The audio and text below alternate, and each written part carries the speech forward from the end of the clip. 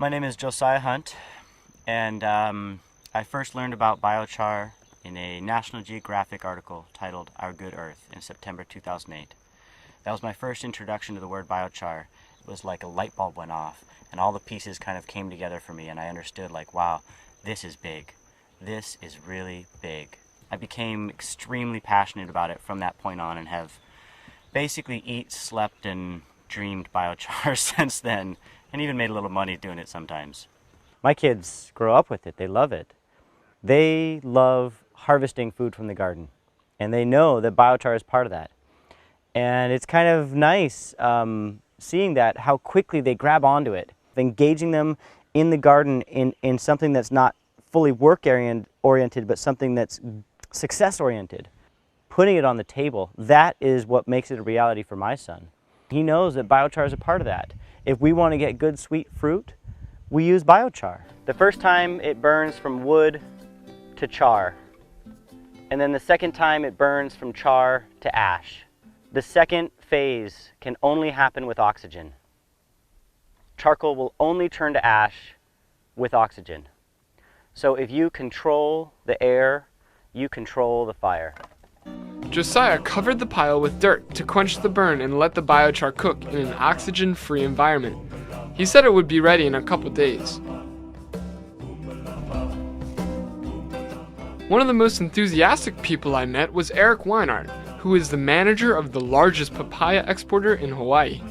Since Josiah introduced me to biochar and I've seen the dramatic difference, I now put it on every garden. So I'm in the process of taking every garden that I had prior and putting biochar on it. So that's the next step. And so it's going to be incorporated in all the farming I do. The significance of biochar to me is a way to really increase production without adding a bunch of nutrients in the form of chemicals or fertilizers. So if I have the microbes that are living in the biochar, that's all I need for my plants to grow. For me, it's a one-time application, so thereafter things have changed. You need the allies like a biochar because you can't afford any other method. And I've seen a doubling in production with the use of biochar. So I think they're going to go to it. And it's going to make a difference. And doubling the yield is twice the output for your labor. I started to really see how important biochar could be to Hawaii's future. It can replace fertilizers that are made from fossil fuels and shipped in from the mainland. And it can help grow more and better food while sequestering carbon and combating climate change.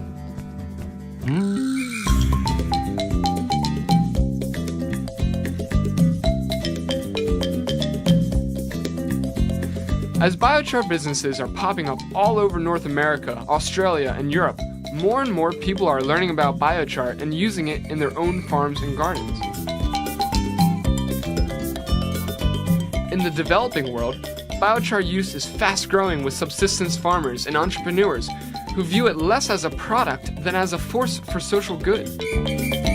In Haiti, Carbon Roots International is working with isolated farming communities to establish mobile biochar micro-businesses that bring fresh new farming practices to some of the poorest people in the Western Hemisphere. Their creative approach creates local green jobs and could feasibly be scaled to millions of farmers in the developing world.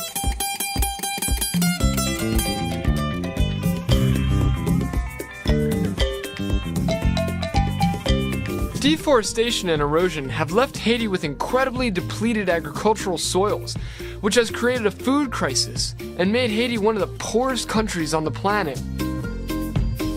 I went to visit Carbon Roots International, which has been working with biochar in Haiti since 2010. Our two main deliverables, our two main products that we work with are biochar and green charcoal. In biochar, we essentially use with impoverished farmers to give them an alternative to buying expensive artificial fertilizers so they can sustainably improve their crop yields and improve the health of their soil. And green charcoal will actually give people an alternative to chopping trees down to produce their cooking charcoal. Carbon Roots International has been holding workshops across Haiti where they teach char production and educate farmers about the benefits of biochar. I've gone to, gosh, at this point, maybe 20, 25 communities throughout the country. And every time I go, I show them how to build a 55-gallon T-Lud pyrolyzer. And then when I have the opportunity to go back, I ask them, oh, show me where you planted with it. And they'll proudly take me to a place and say, this is where we normally plant. And, it looks okay. And then they'll say, but this is with the biochar. We go to the communities, we show them the biochar. We use different material they have, and it was a success everywhere we go. It makes the difference in our papaya. It makes difference in our bananas. It makes difference in our tomatoes, cabbage, lettuce. Our soil is really good now. We got less diseases, and when it's really dry, the biochar is just the best. Have biochar all over Haiti will be a gift of God. In addition to biochar for the soil, Carbon Roots International is launching a center for the production of green charcoal cooking briquettes, which are made from the same agricultural waste as biochar, and eliminate the need to cut down trees for fuel. Even it's so beautiful the way it is, but if you see that mountain, it's almost no trees. Because we are using charcoal, we have to cut them down just to make charcoal. If we have another way to make charcoal, we will have more trees on the mountain. 70% of energy consumption in Haiti is the consumption of cooking charcoal. And to make charcoal, you need to chop trees down, but they have about 1% of their trees left here in Haiti. So if we can provide a sustainable alternative to chopping those trees down, everybody wins. People in Lacoop, they're hard-working people. Hard-working people. They're hard. That's why they can survive. They like their land. That's the way they live. They live for the land. They depend on the land. They depend on the culture. They depend on the plant. But right now, on the short distance, what they can do? Cut the tree, make the charcoal, take it down to the market, sell it for a few bucks. They're tired of cutting the tree. They're really tired because they have almost have no more tree left. If you look at the town there, look at the mountain. Nothing left. Almost one who can count how many trees they are left. Because they cut everything off. See? For what? For one purpose. To make charcoal. If you can get somebody to help them grow it more green, make it more elevate for the people. What else they need? There was nothing else. If they can find a way to build something to make biochar, to change their mind, to cut the tree, that will be perfect for them. That will be something come from the sky. They will be happy to get together to change their life. Years of over-farming and unsustainable fertilisation practices have left Sri Lanka's iconic tea fields in dire circumstances. In Sri Lanka's mid-country, the trial of an environmentally friendly new fertilisation technique called biochar is currently underway. Because of the depletion of soil fertility, the input of chemical fertilizer keeps on increasing. The presence of microorganisms in the soil creates the living soil. Using chemical fertilizer, you kill them off.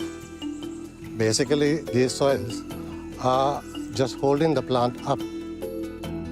Biochar, although a new word, is in fact an old technology, one used by Sri Lankan farmers going back hundreds of years. We expect to be able to correct the soil pH, increase the biomass above ground, allow the plant to withstand extended periods of drought, and also reduce chemical input as a fertilizer by at least 50 to 75%. Now, at the Palmadella estate, the trial has been extended. Here, in this controlled experiment, large sections of the tea crop have been treated with biochar, reducing their chemical intake by 50%. the results have been overwhelmingly positive. On the ability to withstand drought, it records at least 50 grams per bush, more than the untreated one. Now we have seen very visible results, because not only the yields, it has improved the quality of the texture of the leaf also. Physically the leaf is succulent and the color is good, and we are in the process of tasting and identifying the contents also at the moment. This project is just one example of many underway in the estates, with the goal of restoring an ecological balance. I would say that biochar is one of the agricultural methods to basically save the industry. My name is Josh Fry. I'm from Wardensville, West Virginia. I'm a poultry farmer. I raise 800,000 birds a year. At 800,000 birds a year, that's a lot of manure. I have the unit here to replace propane usage on the farm. This unit will produce biochar from chicken manure. I pretty much operate this unit single-handedly. I dump the litter into the hopper. The litter goes into the gasifier, gets heated up. I use the heat byproduct from the unit to provide heat for the poultry, and the byproduct of the unit is a carbon-rich biochar. The value of the biochar has proven to be way more than I anticipated. My neighbor used some biochar in his pasture, and the growth of the pasture was outstanding. The value of the unit to me as a farmer is twofold. One is to offset the heat and the cooling that I need for the birds. The other is to provide a very valuable fertilizer in the form of biochar, which is also a carbon sequestration media that can be used to capture carbon out of the atmosphere.